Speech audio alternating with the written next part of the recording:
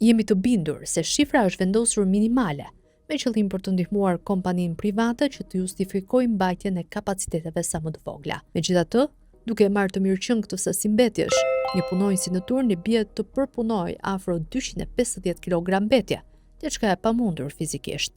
Makinat sipas rregullit vendosur para tenderi duhet të shkojnë 2 deri në 4 herë në ditë në landfill.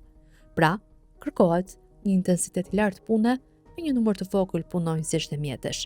Arsyeja tjetër pse qendra spitalore universitare është vazhdimisht një territor i papastër, kurrizë të shërbimit të pastrimit, ky quhet Fiqëria Almuça, pronar de facto i firmës pastrime Silvio SHPK.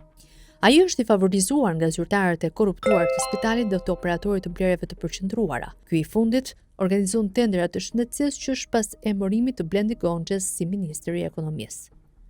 Më konkretisht bëhet fjalë për tenderin e qendrës spitalore universitare Nën Tereza me objekt shërbimi pastrimit të ambienteve të jashtme në qendrën spitalore Open Data Olbenja i ka valvitur një flamur të kuq. Por nuk ka asnjë sinjal që zyrtarët të bëjnë një hap pas, që kanë menduar planin prej 2 vitesh, ndërkohë që mbeteshin të pakënaqur me shërbimet e Fiqëria Almuçës.